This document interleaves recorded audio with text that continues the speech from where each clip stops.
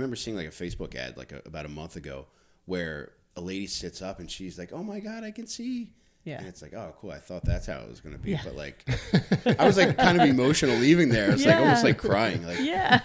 And I just didn't know. And the guy, like the doctor walks you out to the waiting room and he hands you like your goodie bag full of like Lasik plus shit. And he's like, all right, just I will see you tomorrow morning.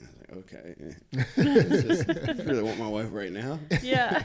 Unfortunately, she was where she had parked the car when I went in. So it was like pretty easy to find her. But man, what a fucking nightmare that would have been if she had like gone for coffee or something. Yeah. Yeah.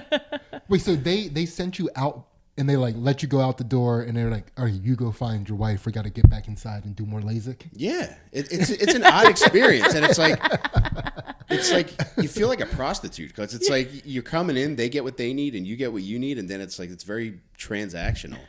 Yeah. And it's like, they're kind of nice, but there were some things that I thought were going to be different. And I think, at least, walk me to the fucking car. Yeah, yeah. Or let my wife in the place. Yeah. Like hand you off to somebody. Yeah. Yeah, that is pretty. I guess that is like a similarity with a prostitute, where it's like afterwards, like she probably doesn't want to see the light of day. Yeah. They just make me leave out the back door. Yeah, that's pretty wild. So, real quick, you want to talk about On Perks really quickly before we get into this? I'm pretty excited about this. Yeah, I got my new. Are those the glasses you had after Lasik? Yeah, I wear them a lot. Like I look like a total fucking dickhead wearing these inside a lot, but my eyes are still sensitive to light. Yeah. I did a podcast with Ryan Foster 2 days ago, and I had to wear them the whole time because like the light that they have on you is right next to you, so I just look like a jerk off podcaster. But no, these are my own personal ones. But yeah, I got my new book On Perks. You can buy it at onperks.com. I have an audiobook version as well, a print copy, audiobook copy, and an ebook copy. And basically, it's just a collection of all the retarded shit that I posted while whacked on painkillers for close to 3 years, as well as a present day analysis of what each of those entailed.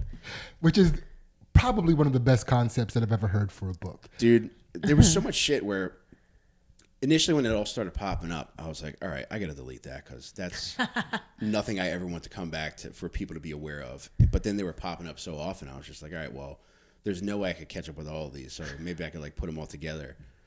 And I started putting them on Twitter, and it was like I was getting more engagement for those than anything else I would post. So I was like, all right, well, maybe I'll put it together in a book. Ooh. And it was pretty easy to put together. And when I decide I'm going to do something, I'm normally very proactive with it. So it was very easy to write, and it came together pretty quickly.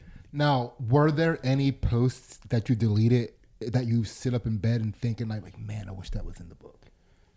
No, there were a couple that were like pretty bad. Like there was one night where I was freaking out. This wasn't like a perk one. This was more just alcohol, where I was just like complaining about my wife all night long because we went to a wedding and I had like 15 Jack and Cokes and I was really feeling it. And so much so that like I went out on the dance floor and like I was just hitting my stride.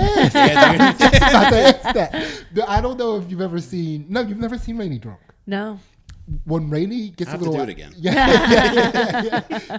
When you get drunk, you walk dancey. You're already without even any music. You look like you're already partying. It's funny you said because like I was doing that today. My wife and I went to Hobby Lobby, and I don't know if it was the coffee or I had a good stand-up set last night, so that probably had a lot to do with it. But I was in Hobby Lobby and like I actually like dropped it down at one point, and one of the Hobby Lobby guys was behind me. He's like, "Okay," I was like, "Thank you." Okay, so you're live tweeting your anger at your wife, dude. And it was I just hit the dance floor, and she's like, "It's time for us to go," and rightfully so because I probably would have had another 15 Jack and Cokes. And we went home, and I was so angry because I was having such a good time. And I was just on Facebook like, bam, my mom said I had to leave. I was just having fun. All I wanted to do is dance. And that was an actual post. Was like, I just wanted to dance. It's like it was Footloose. Like I'm not allowed. Like the entire town shutting my dancing down. But that kind of shit, that's stuff that I deleted just because, as a grown man, chill out, dude. Yeah. Now help me contextualize this because I'm trying to get this right in my head because I feel like this book On Perks, the way it came together, is fortuitous, like the way that you were able to put it together. Now, I go back and forth in my mind between, man, it's crazy that he had the foresight to write all that stuff down, or it's crazy that he had the lack of awareness to tweet those things? I'm an absolute moron. Okay. So, like, if anything works out, it's just luck. Yeah. And, however, I guess I am smart enough to capitalize on it. Yeah. But, yeah, there was no forethought put into this. Now, I convinced my wife that I was playing the long game. And, like, now we can pay our bills because I was whacked on painkillers. So I'm going to go with that. But, yeah, there was no foresight in this. And it's, I don't know, some good came of it. Like, I think, like, I've had issues with painkillers, with Coke, and booze. And if I had to rank them, I would say booze number 1, Coke number 2, and painkillers were actually number 3. But the most tangible evidence of any one of those addictions was with painkillers because I was just on Facebook 24/7. Yeah. And, you know, if I could have something good come out of it, it's like, all right, maybe I can, like, make some money out of this. But also, you know, I want people to become aware that, like, you don't have to fucking hide from this shit. You know, it is embarrassing and, you know, it happened. What am I going to do about it? But, you know, I just want people to see it's like you can turn shit around because it's all I wanted to do. Like, for close to 3 years, I just look forward to getting my prescription filled constantly. Yeah. Because at that point, I had given up booze and Coke. And, you know, in hindsight, I could tell it's like, all right, I was tremendously depressed. I wasn't happy with what I was doing in a career. I wasn't happy in my relationship. So I had all these things that were clearly like pushing me toward like self-medicating. Yeah. But it took like being away from those things for an extended period of time for me to actually realize that. Okay, and I want to be clear about this. When you turn things around, that's when you don't have to hide anymore about your perk situation. But when you're on perks, hide. Keep that shit secret. Get your perks. You can't let anybody know what you're doing. They will take them from you. You gotta be very give it a few years. I would let it marinate for a good 5 years before you do anything with it, but just to make sure you're out of the woods. But I had never have any desire to like do painkillers again. Booze and Coke are different. Like, there are times where I'm just like, damn, that was fun. But like with these, like, thank God, like, I think I fortunately just had my fill. Yeah. And hopefully it stays that way. Yeah. Do you read do you do the audiobook? Is it your? It's me. It was me, Tim Butterly, McCusker, McKeever, Shaner, Ryan Foster, Mary Rudzinski, and David James. Okay. And I didn't make the cut. I did ask you, but you did. Yeah, you did, but it just never worked. Yeah, out. Yeah. So I wanted to have Sidney, Jake Matera, and John Del Calo, but it was just there were so many different things, so many different time crunches on shit where it's just like I just got to put this out. And even with this, like there's a few misspellings in this. There's some punctuation errors where like I'd gone over it 100 times and still there's still shit in there where it's just like I'm gonna think about this until the day I die because it's not perfect. Yeah. Yeah. And even like it was just I don't know. I feel good though, even though there is shit fucked up that still annoys me just because it was such a pain in the ass to put together. Writing it came pretty easily. Great but time actually to take painkillers. Yeah, dude, I swear to God, it would have been awesome. It would have been poetic justice if I got back on painkillers to self-medicate. How long it was taking me to get these fucking books. Because there was a point where I put it up for pre-sale the end of September with the idea being that like, okay, I'm going to have them to mail out to people by November. Mm-hmm. That was the goal. But then there were just a few delays in formatting, a few delays with the printer itself. Like, there, you know, I expected at the end of November, but it was just like, oh, so-and-so's going on vacation, so we're behind a week. Then it's like, all right, so-and-so's sick this week. It's like, how many people work at this fucking printer? Yeah. And then finally I got it, I think, the end of December or beginning of January, and I was finally able to get it out. But, like, during that time, like, I was sweating not getting it out to people, but I was like, all right, it is very fitting for an addict to like promise people something and not being able to deliver. On perks, baby. It is, yeah. Let's go. Yeah, I wouldn't change it now. Yeah, that's awesome, man. It's I mean, we could talk about this forever, but we should probably get into this podcast. Let's do it. Let's go. Two Jack Bros. Two Jack Bros. Welcome back to Two Jack Bros, ladies and gentlemen. And if it is your first time, thank you for giving us a shot. I am sitting next to Ansley. Hello. I am Sidney. And today our guest is none other than the Mike Rainey. Thank you for having me, guys. Thank you for being here. This is great, man. This is awesome. Yeah. I had so much fun doing this the last time that it's one of the most fun times that I've had podcasting, because so many times I feel like I'll go on a podcast and it's just like everybody's just waiting for a chance to speak. Like, it's nice to be able to feel like you're in a conversation. Hell yeah. So you guys do a really good job with that. Hell yeah. That is like my biggest fear. I don't know if I've ever talked to you about this, but like I find myself to be one of the most annoying people on earth, and I'm constantly trying to not talk.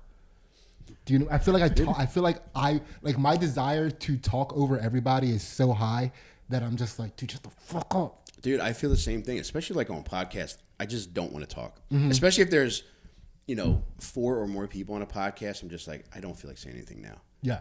Because my natural inclination is like, I just want to talk. But then if it's difficult for me to get comfortable in a conversation with like more than 3 people, and then I'm just like, fuck it, I don't want to say anything. That's why we do 3. Yes. That's 2 that I put up, but 3. 3. All right, so Rainey, you're familiar with the format. Yep. So these questions are going to be a little bit different. And for those of you who are tuning into us for the first time, basically the premise of this podcast is we're trying to prove that even somebody who spent a good portion of their life on perks can still reach enlightenment without being a fucking dork about it. Yeah. And that's what we're here to do. We're here to take Mike Rainey through the process of enlightenment so that you at home can become enlightened yourself without doing the hard work that Rainey's going to do. By the way, we're now 2 Jack Bros, the chakra poppers. What do you think about that? I like that. I want to get my chakra popped. Oh, we're going to pop it. I want you to bust it open. But this might be the first time we have somebody drop a chakra low Yeah. and start popping it for us. I know. It's like, David, Rainey, you popping all your chakras. Let You us started do that. bouncing right away. I'm not leaving until you blow my chakras out. All right. So, Ace, let's get busy. All right. So, Mike, we're going to start with what happened after you left our last podcast? Oh, my God. I put out a book. I felt like I was going nuts because of how long it was fucking taking. And it was so hard to, like, relay to people, like, look, I promise you it's coming. Please give me a couple of weeks. I swear to God, I'm not ripping you off. Then the book finally came in, and that was a big relief. I feel like, when was that last year? Maybe, like, last wintertime or something? It was a while ago. Yeah. I mean, we'd been, you're your second repeat guest so far. Oh, God. I felt like I was going nuts for a while. I got into mushrooms, which ended up turning that around. So that was a big deal. Yeah, I felt like I was losing my fucking mind. Like, there was a point last summer where, like, I ended up in the field, like, at the end of our street with my wife, Jamie, and, like, screaming, like, I feel like my brain is broken. I truly felt like my brain was broken. Like, I didn't know what was wrong, but, in hindsight, it was probably just a combination of stress and regular-ass mental illness. Yeah. So, But the mushrooms helped you get through that? I started microdosing like a week after like that proclamation, and almost instantaneously I felt like much more mellow. I feel like I was much more introspective. Mm-hmm. I accidentally ate more than I should have one night, which ended up being initially was horrific, but then ended up being very beneficial. That happens. Yeah. So that was a big deal. I'm very curious about the screaming in the field. Like, when you get to the field, do you, like, as soon as you get to the edge of the field, or did you have to get to a spot that felt right and you're like, okay, now it's time to scream? I'm glad you said that because I wanted to scream at a certain point where I was, but there were people in that specific field. Yeah. And I was not insane enough to understand that, like, okay, this might not be the best part to scream in this field. So Jamie and I made it to, like, the other part of the park where there was nobody. And it was dark, too, so. Yeah. What a great wife. Yeah. Yeah, she is very patient. Yeah. Sweetheart, don't scream here. Let's just keep walking. We'll find a good spot for you to scream about your brain. But I want to scream here. I want what I want. I never get to do anything. I never get to dance at weddings. I never get to scream. I hate it. Yeah. So now, was there anything that you got out of your appearance on 2 Jack Bros that you were able to take with you and use as a tool? Honestly, like, I had such an enjoyable experience, and I mentioned, like, I just really like the format of this, and it was nice to be able to feel like this is a conversation. Mm-hmm. I often become disillusioned with podcasting because it just does always seem like this game of double dutch where it's like people are just constantly waiting for their turn to speak and not really having a conversation. Mm-hmm. So it really was refreshing to have that. Sweet. Nice.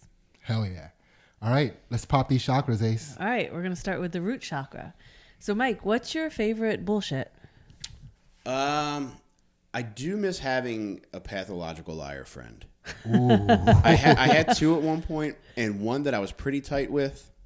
And I looking back now that I don't have any like prolific liars, like I really wish that I had one right now because the lies were fun, baby.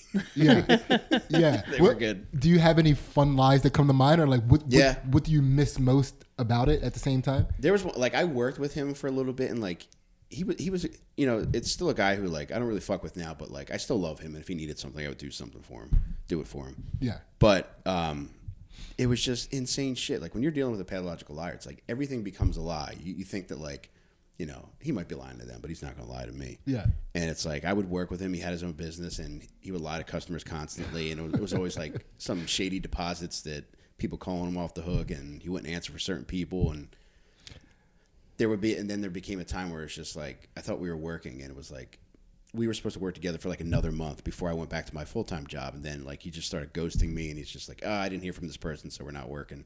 It's just like, all right, man, I thought I was different. Dude, that's a crazy thing to think about, because with pathological liars, like I'm related to some, and that they'll lie to them, but they won't lie to me. Mm-hmm.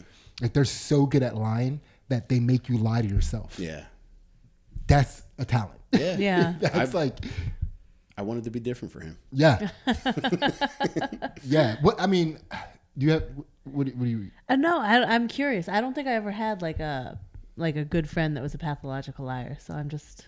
It's exciting. I mean, yeah. It can be frustrating when they really get their hooks into you, but when you hear the fluidity with which they can lie, it's like, God damn, that's really good. Yeah. Yeah. Like, I really wish that I could do that too.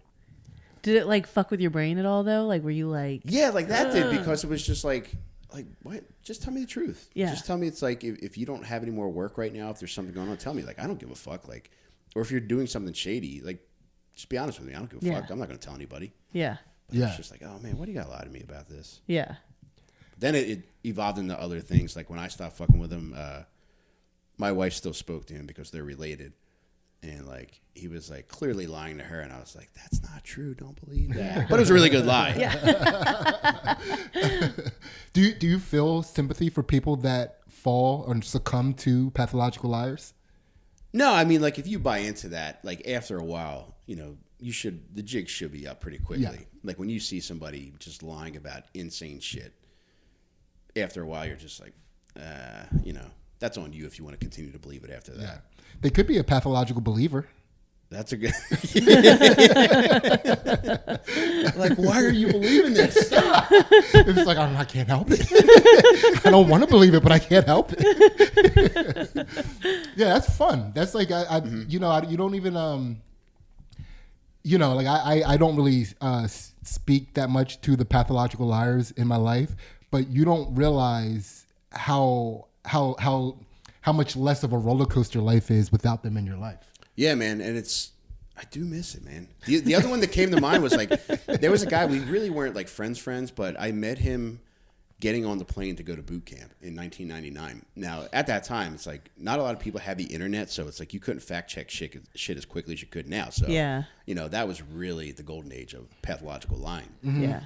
And when I met him, it sure was, dude. When I met him, his name was, I'm not gonna say his last name, but his name was Peter. I was like, "Hey, what's up, man?" And he's like, "What do you do?" And I was like, "I just kind of dick around. I went to college a little bit, but you know, I have nothing going on, so this is why I'm joining the military." It's like, "What about you?" He's like, "Oh, I actually play minor league baseball for the Wilmington Blue Rocks." I was like, "Whoa, that's really fucking cool." But then as I got to know him, it was like, wait a minute. That was a baseball lie. Like, you got me. Like, yeah. There's no way I could have found out the minor league roster for the Wilmington Blue Rocks, but yeah, you got me, dude. That's a good one. Yeah. Yeah. That's a good one. Yeah, I've always wanted to like just go out and like just like make up a persona to like strangers and that just would like be fun. like yeah, just like go with it. We should do that. Maybe like that'll be a summer thing. Where we're just liars. Yeah. Yeah. I want to have a French accent. Ooh. Yeah. Maybe Creole. Maybe like, you know, Louisiana French. Yeah, you like know what I mean? French slang. Like Gambit from X-Men. You say Mon Ami all the time. There is a waiter at Andy's Diner up here, and I swear he's making like fake French accents, and he uses it to get away with like calling all the ladies like sweetheart and like nicknames that you're like, that was a little line crossy, but he does it French. Yeah, and you're like, okay. Oh, I'm sorry. Am I grabbing your tits? Yeah. That's fun. I like that. That is definitely a chakra pop and something you don't really consider. Yeah. Missing the liars in your life. No, was it easy to get rid of them? I was so angry because he got very angry at me for something insane, because it's like we weren't working together, and then there was one day where we were one day of work, and I didn't answer his phone call. I just missed it. Mm-hmm. And he had freaked out in a voicemail because, like, he was one of these people where everybody in his life fit in on some hierarchy. It's like if this person was around, you didn't matter. But if they weren't around, he made you feel like you were the king of the castle. Yeah. And I missed his phone call. And I'd walked a while, and when I got back home, I checked my phone. I checked the voicemail, and he was, like, freaking out that I didn't answer when he called. Yeah. He was like, we haven't had work, blah, blah, blah.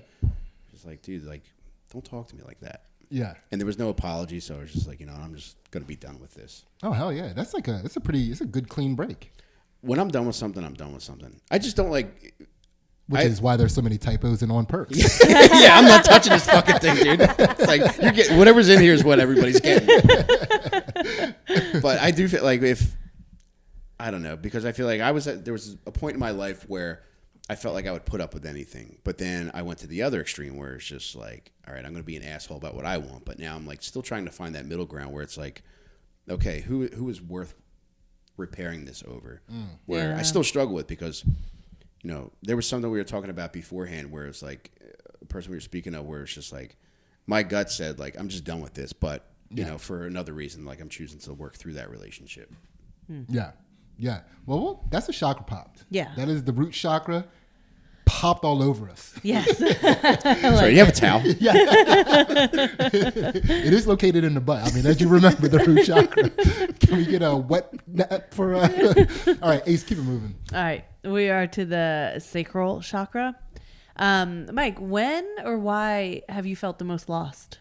But we just got doing Mike Rainey's Patreon episode, and I promise you it was a good time. $1 gets you our exclusive content on Patreon, which is not only the counter to the podcast you're watching right now, which we call Two Jack Bros After Dark, because we enlighten our guest shadow self, but we also do some fight commentary and analysis on Ansley's Jiu Jitsu matches. And while you're listening to this, I know you're having a good time because Mike Rainey is the man. If you want to go check out his first appearance on Two Jack Bros, that's episode 194, and it was called Too Poor to See. Now look at me now. I got Lasik, bitch. Yeah. I got Lasik money, bitch. It's called a glow up. So definitely check that out. You broke bitches can't relate. Yes. And, I got $8 here. That's awesome. 9, bitch. I'm making money while I'm podcasting. Yes, for sure.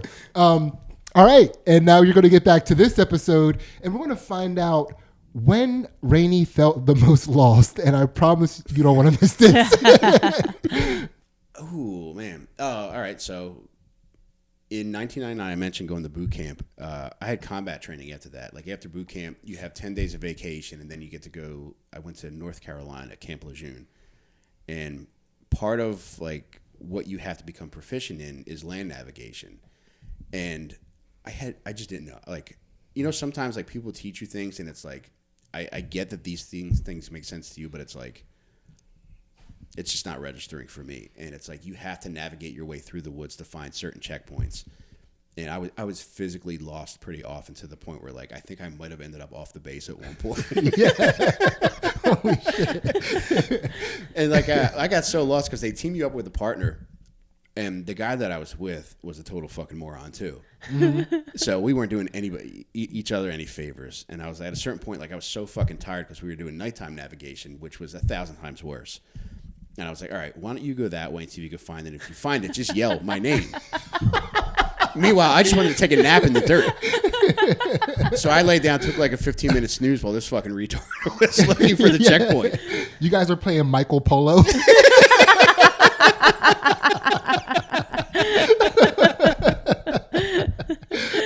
That's wild.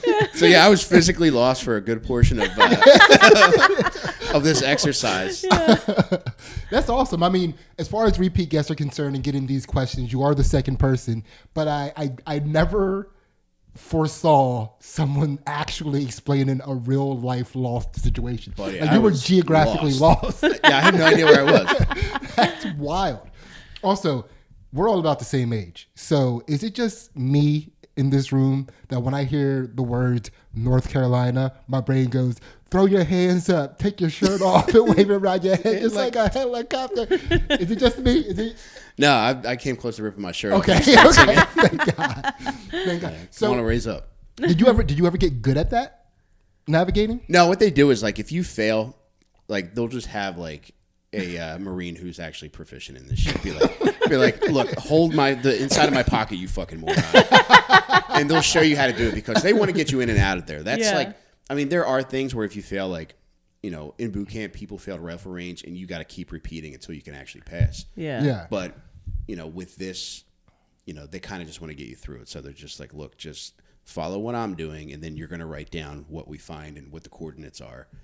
And I follow directions and like I just wrote down what he told me to write down and then I passed that. So wait, does he like how does he find you? How does that Marine find you? Eventually, like we ended up finding like other people in our platoon because everybody's got flashlights and you're wearing like these like high vis like straps. Yeah. And eventually like we ended up finding people that we were with. Like at a Waffle House? I recognize those vests in there. But it's so hard to like when they come and like they go to collect like your paperwork. I think it was where you just say like I couldn't find anything. I didn't know where it was. It was bad. It's like, dude, there's nothing written on this paper. It's like, yeah, dude, I just wandered around for the last 3 hours. I had no idea what I was doing. I did get a nice nap in. Yeah, nice. And on the ground? Yeah. Holy shit. I saw some civilians in the distance, so I was pretty fucking far out there. It's like people at a cookout. And shit. Like, holy shit. That's so funny. He's screaming at me. He's like, Rainey, do I smell hot dogs on your breath? Sir, yes, sir. Yeah, were you going to say something, Ace? It's so funny because, like, you know, like I grew up at West Point most of the time, and then we lived like over the mountain from there. And there would be cadets that were at West Point that would get lost and like end up in the wrong place. And like sometimes people would give them rides back, but they weren't supposed to get rides, you know, like. Yeah. But like I never really thought about these guys and who they were and like what they were going through. No, they're morons. Yeah. Yeah, you've never read one of their books. Yeah. Yeah, that's awesome. Yeah. I'm already loving it. Yeah. Yeah. That was lost. Yeah. Actual loss. Beat that, anybody else. That is a sacral chakra popped. Yes. And I believe that's like in the hips, right? That's like right in the hips. Yeah. So you're dancing again? Oh, dude, I've been thrusting for the last 5 minutes, brother. Yes. All right, Ace, keep it moving. All right, we are to the solar plexus now. So, Mike, what is a time that you let somebody else have it? There was all right, so at a comedy show, this was the last time I freaked out. There was a comedy show last spring where I was on a show with somebody who's still a friend, but they were being such a bitch about something. Mm-hmm. And we had a great show, and a lot of our friends and family had come, and it was just everything went well this night. And this guy, my friend, like he was complaining about something so insane that it was almost incomprehensible. Yeah. And then I was trying to be patient. I was trying to listen, but then at a certain point, I just reached my breaking point, and I just started screaming like, "You are a fucking F word," like over and over again. And I felt like I couldn't contain myself anymore because it was so insane. Is there can you give like a Cliff Note version of what he might have been complaining about that doesn't dox him, or like, I mean, I don't know what is the reason that you're not telling exactly what it is. But I made fun of his shirt, and it was just a dumb comment about how dumb I think his shirts are. They are fucking dumb shirts. And it was like on stage, like in front of an audience. It was just busting balls where it was like it was. I think I might have said like it looks like the kind of shirt you win out of a fucking skill crane machine, like with something that looks like it's had rubber bands on it at some point. It was just a dumb T-shirt. Yeah, I can almost imagine the shirt, dude. It's like that cotton that does like so hard it doesn't like lay on you. Yeah, it's just like the shirt you put on like if you've had a house fire and somebody gave you something to wear so you're not naked in the street. Yeah, like one of those shirts. But it was just so stupid, and it was so detracting from what was actually going on, because I feel like, you know, we've been doing this so long that like anything you get that's good, you have to like savor it because you eat so much shit along the way. And this was a major victory because, you know, the place was packed and everybody did well on the show. Everybody in the audience had a good time where, like, to me, there was nothing that went wrong with this night. But to, like, say, like, hey, I have to talk to you for a second and say, like, I didn't appreciate how you made fun of my shirt up there. It's like, I'm going to fucking explode right now. So I did not see this, but I showed up right after the screaming happened. Oh, really? Right? Yeah, and there's more backstory to this. Okay. Right? So when I showed up, most of the people had never seen Rainey lose it like this or even hear it.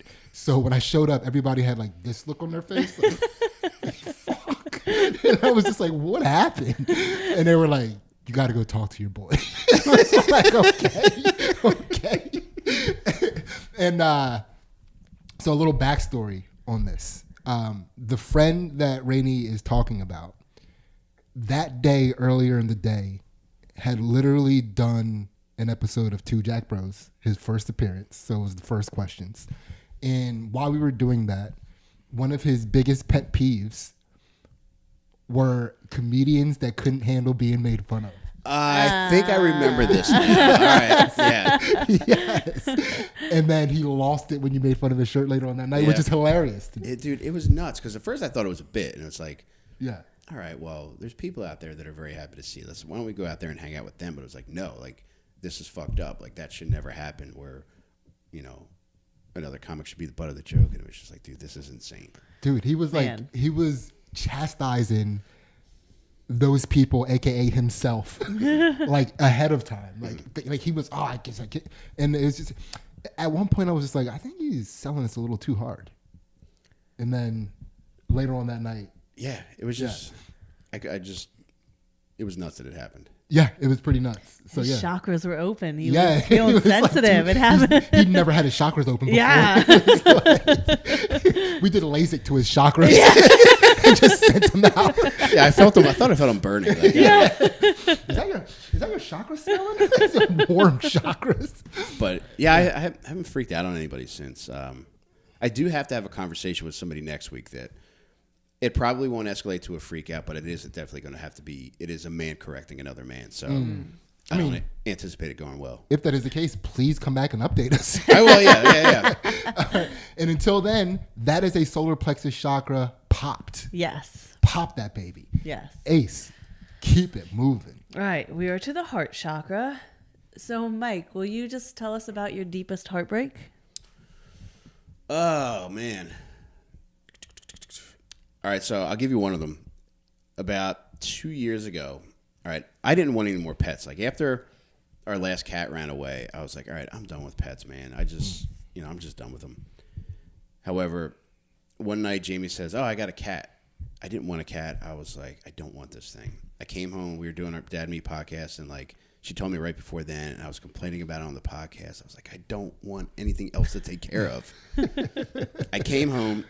And my wife was like asleep on the recliner with this sweet little kitten like in her lap, and like he like yawned when he looked at me, and I was like, "You fuck." I went to bed, and the next day I went to work, and I was thinking about it more and more. It's like I really don't want more responsibility. I was like, "You have to take this cat back." So eventually, she took the cat back the next day to the girl she got it from. The more I thought about it, I was like, "All right, I'm ready to love again." So when I got done work, I was like, "Yo, go get that cat again." She got the cat, and like. All right, I got him. I was like, all right, I just don't want to piss him on anything. She's like, all right, fine. If he pees, he's gone. Like 2 days later, he was a little tiny thing. Like he was sleeping on me, and I think he was just so at peace and sleep that like he didn't think to get up to go to the bathroom, and he peed on me. And like my wife got up, and Jamie got up to go get like paper towels and shit to clean it with, and I think she's thinking like we're going to get rid of this thing.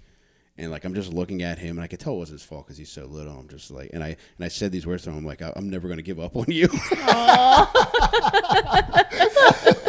And I didn't give up on him.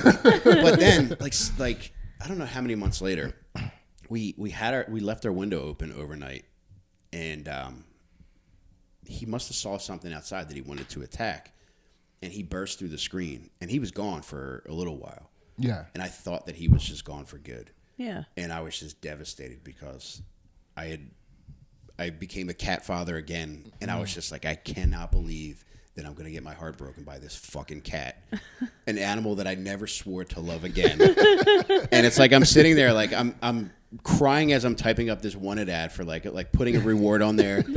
And then I hear like I was like, I cannot believe I'm going through this again. And as I'm typing up this fucking reward poster for this fucking cat with money I didn't have, I hear my wife yell my name, and my daughter found him like on the fence between our house and our neighbor's house. He was like hiding. And it was like an hour of devastation where I thought that like, all right, I had my heart broken by an animal again. Yeah. But yeah, he's still kicking. Dude, you are on top of shit. Within an hour, you were already typing up a wanted poster? Yeah, because here's the deal. With a reward? Dude, I knew there are enough pillheads in my neighborhood where if you put up a reward, they'll find that fucking thing. Because I think, like, I forget what the amount was, but it was at least $500 that I was going to give somebody who found this cat. And I knew with the amount of degenerates in my neighborhood, that cat would have gotten found. Yeah, a lot of cats would have gotten found. Hey, man, is this your cat? That's a dog. He looked like a cat, though. Oh, that's awesome. Yeah, man. That is a heart chakra pop. Wow. What a loving guy you are. I have my moments, man. It's either pure hatred or love. It's either or. Man, I'm glad I didn't get an opportunity to make a horrible joke about a pussy pissing on you. Exactly. Exactly. Yeah, this cat did squirt on me. Yeah. I was formulating it, and I was like, leave this alone, Sidney. It's not worth it. Yeah. But that's awesome. That's a heart chakra popped and a very heartwarming story at the same time. Ace, let's keep it moving. Oh, all right. We're switching. I'm with you. All right, throat chakra. Okay. So, Mike, when is a time that you got manipulated? Geez, this is going to take a minute for me to think of. I don't be getting manipulated like that. The first one that pops in my head is, all right, I had a job that I hated. I was making $10 an hour, and I was working an insane amount of hours. I was working like between 60 and 80 hours a week at this facility for elderly people with mental illness. So it was buck wild.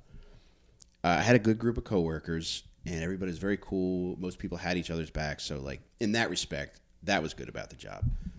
One day, one of my older coworkers, this lady Beverly, she's like, hey, I'm having a little get-together at my house if you guys want to come. And everybody who was working on my shift was like, yeah, we'll go. She's the nicest lady in the world.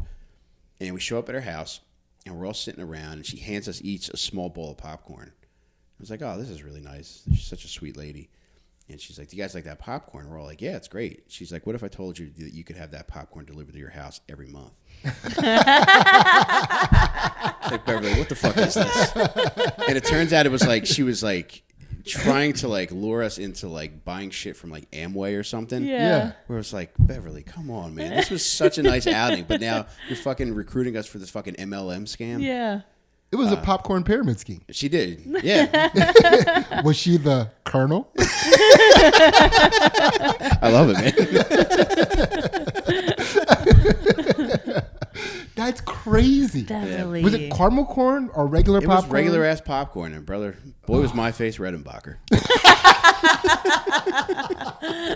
Hell yes. But it was just so unnecessary, and it was like if she had said like, look, if she had just brought in like the little magazine or something that said like featuring what you get every month to us at work, I might have bought something. Yeah. But because I felt manipulated in that point where it's just like, this is a Sunday. Yeah. And we all work a ton of fucking hours to lure us here for this shit. Yeah. Like it felt like To Catch a Predator. Yeah. Dude, for not even white cheddar popcorn. Yeah. It was just regular, boring ass white popcorn. It's like, who do you think we are?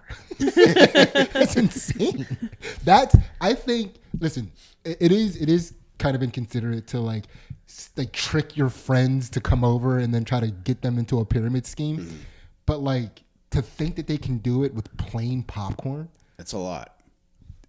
It's like, now you're insulting me and my family and our legacy. I know it was an insane thing to do. And on top of that too, it's just like, fuck, why are you doing this? Yeah. So how much did you buy? I didn't buy it. All right. I didn't buy any from her. However, another coworker got me with Herbalife. Oh. She recruited me to come to the Ramada by the airport, which is never a good sentence. No. And I showed up with my wife and my daughter, who was like 3 at the time. And we get to this conference room, and somebody at the door is like, they're like, hey, how are you? What's your name? What you're here for? And I told them. And right before the Herbalife ceremony, they're like, oh, just so you know, like, we can't have kids in there.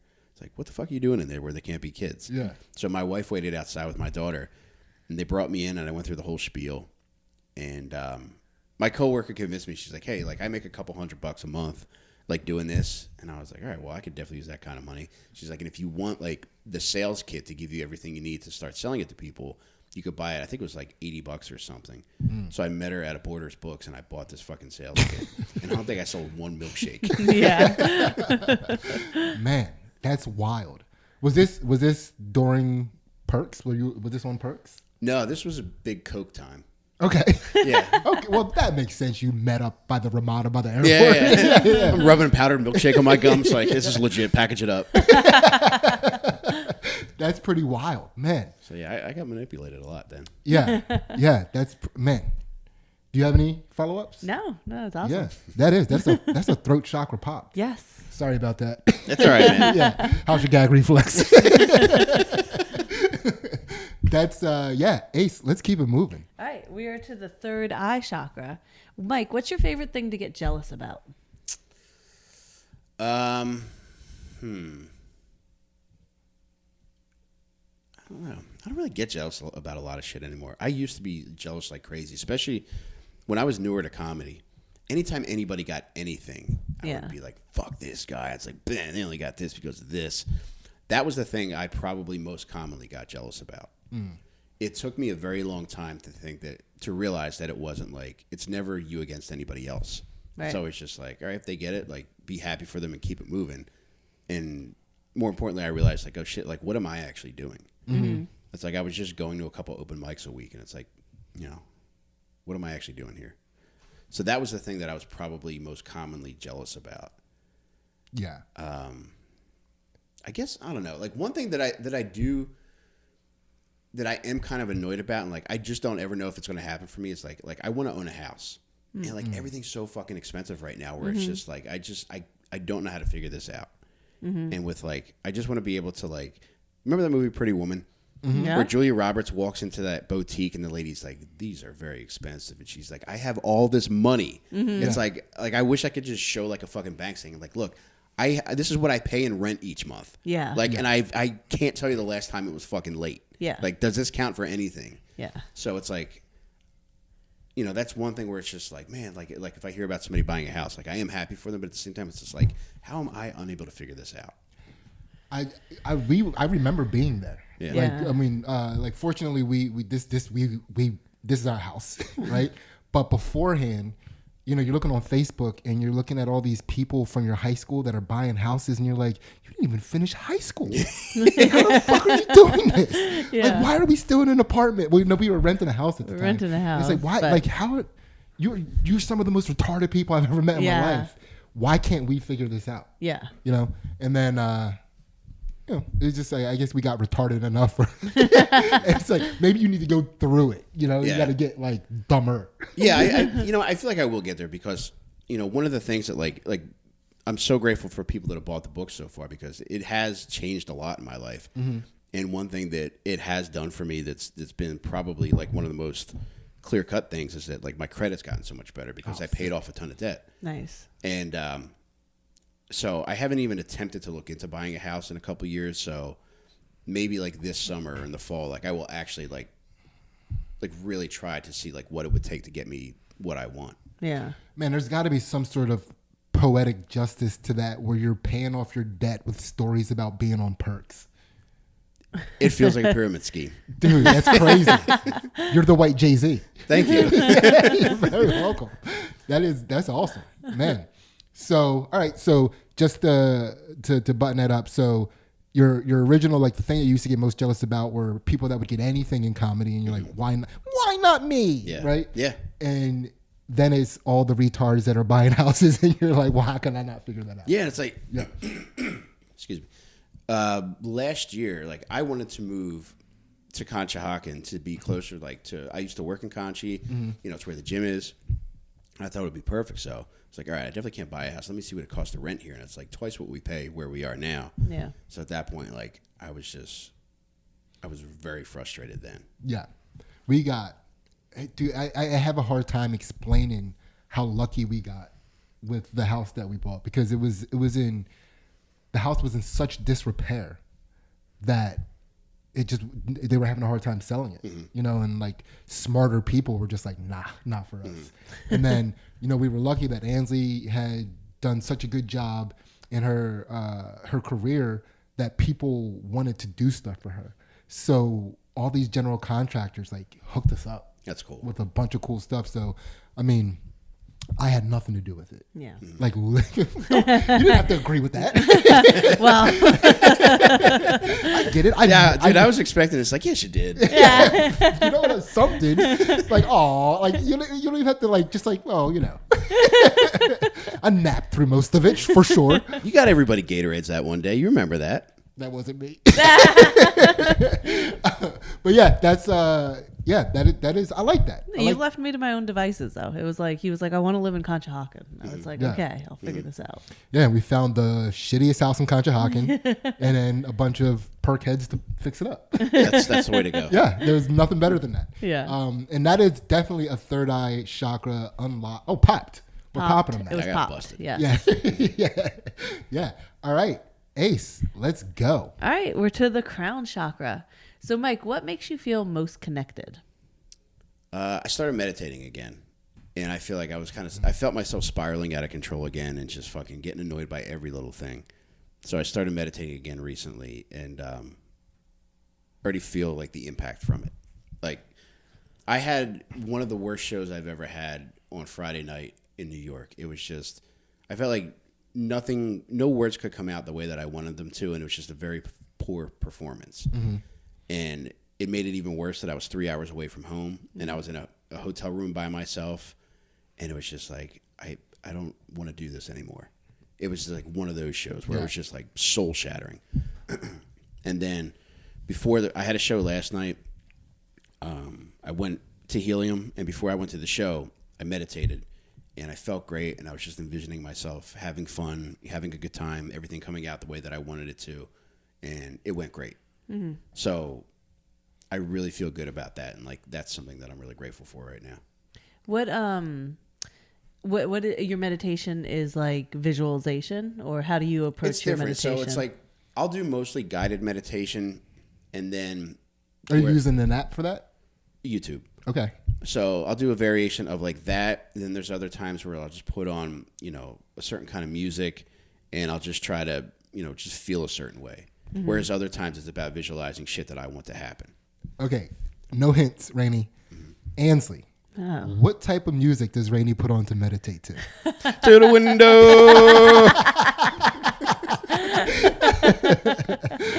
Oh, skeet.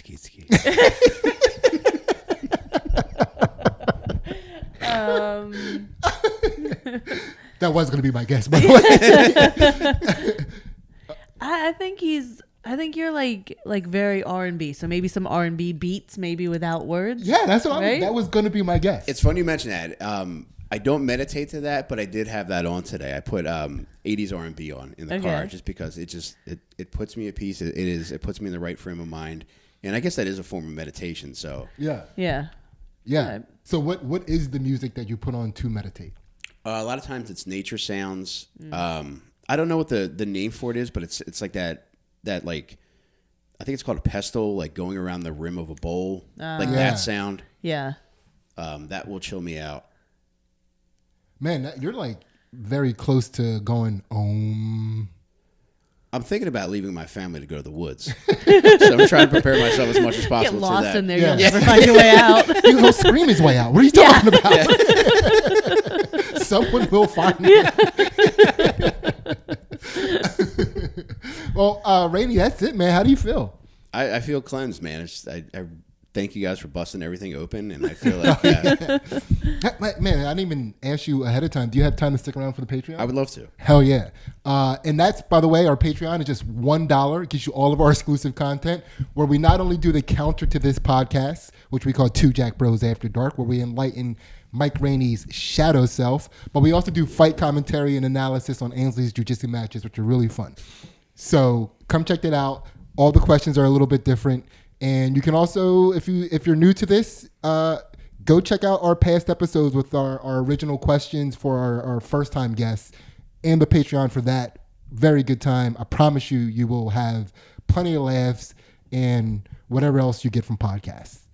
On Perks, check that out. Please, onperks.com. Get this book. I mean, it's like it's a tabletop book. It's a bathroom book. I loved just seeing the posts happen in real time. Thank you very much, man. Yeah, everything I write is for people to pass the time in the toilet. So, hell yeah, this belongs in the top of your toilet. Yeah. Also, nice. I mean, and while we're saying that, bad advice for parents, or what? Yeah, I wrote terrible advice and terrible advice for parents. I wrote those two while whacked on painkillers. Yeah. So painkillers really worked out for me. This man's prolific. I mean, he's perklific. And of course, check out his podcast, Dad Meat and Little Stinkers, where they talk about the funniest things that you can ever even conceive about serial killers and murderers. Pretty awesome. It's insane. So thank you guys so much. We love you, and we are out. See ya.